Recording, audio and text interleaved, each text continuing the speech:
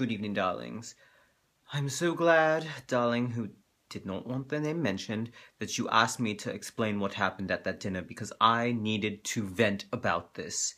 You know, I've had just about enough of this childish behavior that Mr. Thorin Oakenshield seems to think is perfectly fine. What happened at the dinner, and the reason, darling, why I stormed out in the middle of the meeting.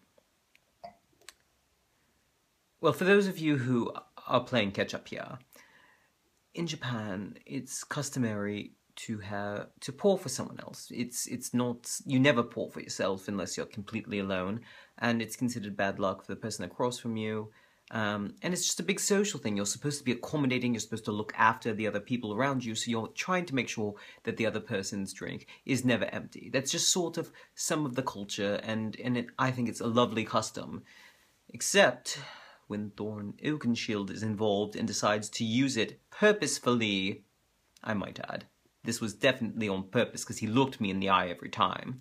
To try to, I'm not sure what, intimidate me or to give me some sort of bad luck or something. It's just rude, and he made sure to make it look as though he was just naive to the custom.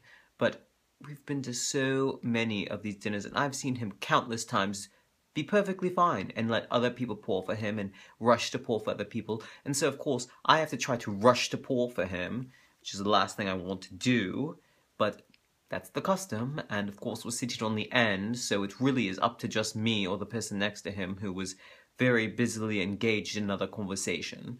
But he did it on purpose every single time. And I tried to explain it even, you know, to try to soften some of the tension that was building, and also just to make others aware that he now knows, so he could maybe stop. And he just pled ignorance time and time again. And even said things about how he wasn't Japanese, and so it just will take him some time to understand it. Except he's understood it perfectly fine for the last 4 years. We've been doing business dealings, that at least that I've seen, and I'm sure he's been doing it longer. These stupid large merger projects are absolutely awful. I hate working with him so much. Anyhow, darling, so that's what happened, and it happened over and over again. And I found, in these situations, that no matter what I do, whether or not I engage him at all, and I know he wants to be engaged, that's the whole point. He's like a child who needs attention anyway and chooses to get it in the most negative way possible.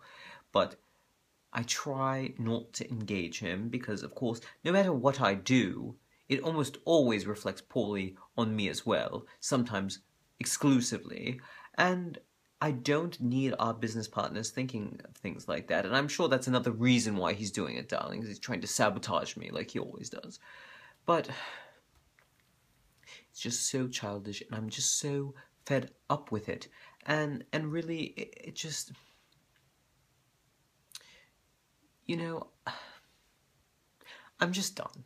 I'm really just done with this whole thing. And darling, you suggested perhaps trying to come to some sort of agreement or go to some sort of mediated whatever. I don't even remember. I'm too upset to put things into words. But honestly, I don't even know if that would help. You know, he's very good at eliciting sympathy for his bizarre feelings of whatever entitlement or something that he has, and it's just, I'm so sick of it.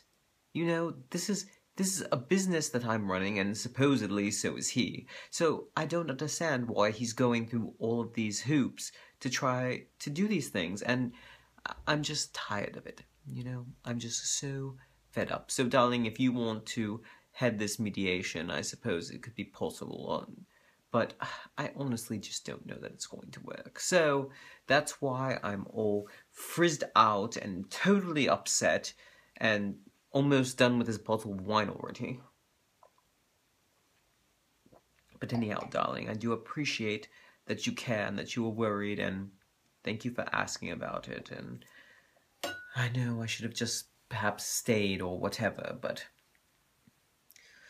I knew if I stayed any longer, something terrible was going to happen, so thought it better just to put myself outside of the situation, so...